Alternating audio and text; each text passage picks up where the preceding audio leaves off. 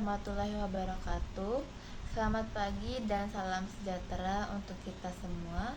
Yang saya hormati Bapak atau Ibu dosen pengampu mata kuliah akuntansi sektor publik serta teman-teman mahasiswa sekalian. Perkenalkan, saya Natasha Konita, NPM 2375592.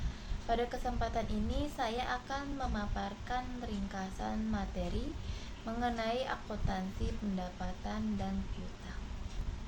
Pendapatan LRA atau laporan realisasi anggaran adalah semua penerimaan kas yang masuk ke rekening kas umum daerah. Pendapatan ini menambah ekuitas pemerintah dalam periode tahun anggaran dan tidak perlu dibayar kembali. Contoh penerimaan LRA adalah pajak daerah, retribusi, dana transfer, maupun hibah. Pendapatan LRA terbagi menjadi 3, yaitu yang pertama, pendapatan asli daerah atau PAD yang mencakup pajak daerah dan retribusi. Yang kedua, pendapatan transfer, misalnya dana alokasi umum dari pemerintah pusat. Dan yang ketiga, lain-lain pendapatan daerah yang sah, seperti hibah. Semua pendapatan dicatat berdasarkan asas bruto, artinya dicatat penuh tanpa dikompensasikan dengan pengeluaran. Prinsip pengakuan pendapatan daerah LRA. Pendapatan daerah diakui saat sudah disetorkan ke rekening kas umum daerah. Kalau ada pengembalian pendapatan, perlakuannya berbeda. Kalau sifatnya tidak berulang, non-recurring, dan terjadi di tahun berjalan, dicatat sebagai pengurang pendapatan.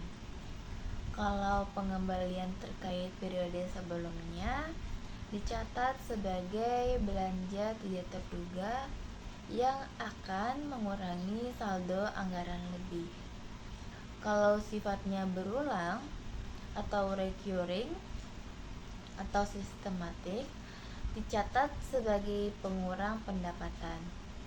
Semua pencatatan mengikuti azas bruto, artinya penerimaan dicatat penuh, bukan neto setelah dipotong pengeluaran. Pendapatan LO adalah hak pemerintah yang diakui sebagai penambah ekuitas tanpa kewajiban membayar kembali. Perbedaan dengan LRA adalah basis pencatatannya. Jika LRA berbasis kas, maka LO berbasis akrual. Artinya hak diakui meskipun kas belum diterima. Pendapatan LO mencakup beberapa sumber, antara lain pendapatan pajak, pendapatan bukan pajak, pendapatan hibah, pendapatan lainnya. Semua pendapatan tersebut diakui sebagai hak pemerintah daerah yang menambah ekuitas. Prinsip akuntansi pendapatan daerah LO.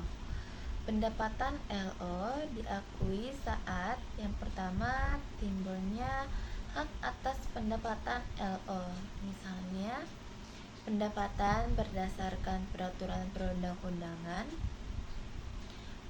pendapatan sebagai imbalan atas suatu pelayanan yang sudah selesai diberikan.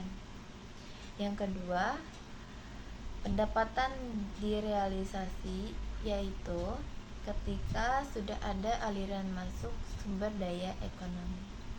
Selain itu, untuk pendapatan yang berupa hak yang telah diterima oleh pemerintah tanpa didahului penagihan, juga tetap diakui sebagai pendapatan LO. Contoh pencatatan dana alokasi umum. Sebagai contoh, pemerintah daerah menerima dana alokasi umum sebesar 1,2 triliun. Pada laporan operasional atau LO, transaksi dicatat sebagai RK PPKD pada pendapatan transfer sebesar 1,2 triliun. Sementara itu, pada laporan realisasi anggaran atau LRA dicatat sebagai perubahan SAL pada pendapatan transfer sebesar 1,2 triliun. Contoh pencatatan retribusi. Contoh lain, Dinas Perhubungan menerima retribusi terminal sebesar 60 juta. Pada laporan operasional dicatat sebagai kas bendahara penerimaan pada pendapatan retribusi daerah sebesar 60 juta.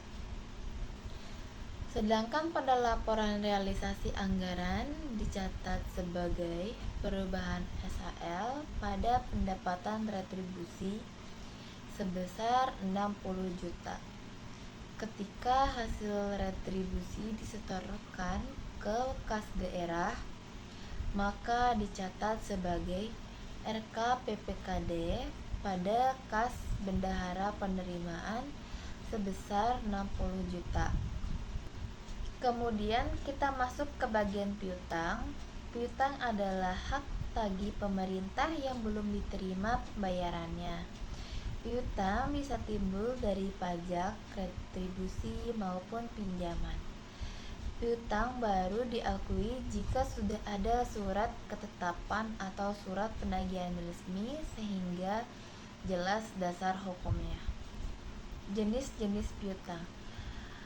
Piutang terbagi menjadi dua. Yang pertama, piutang pendapatan,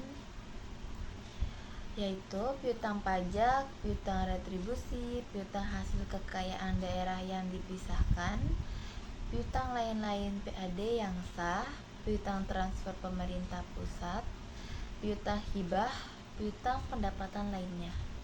Yang kedua, piutang lainnya, yaitu bagian lancar tagihan jangka panjang. Pengakuan piutang. Ada dua kondisi pengakuan piutang, yaitu yang pertama ketika sudah diterbitkan surat ketetapan, misalnya ketetapan pajak. Yang kedua, ketika sudah ada surat penagihan dan penagihan tersebut sudah dilaksanakan. Dengan adanya dokumen resmi, pemerintah memiliki hak yang sah untuk menagih. Pencatatan piutang. Dalam akuntansi, piutang dicatat sebagai aset yang menambah kekayaan pemerintah daerah. Misalnya, ketika piutang pajak timbul, maka dicatat sebagai piutang pajak pada pendapatan pajak daerah LO. Dengan pencatatan ini, meskipun kas belum masuk, hak pemerintah sudah diakui. Penyajian piutang. Piutang disajikan dalam laporan keuangan pemerintah daerah sesuai jangka waktunya. Jika jatuh tempo dalam waktu kurang dari 12 bulan, maka disajikan sebagai aset lancar. Namun, jika jatuh tempo lebih dari 12 bulan, dimasukkan sebagai aset lainnya.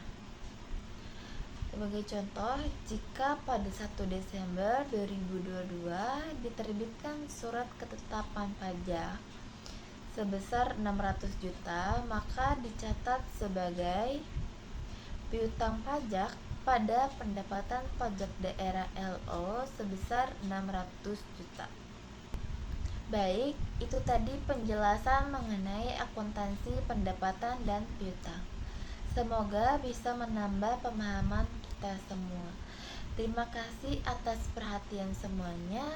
Wassalamualaikum warahmatullahi wabarakatuh.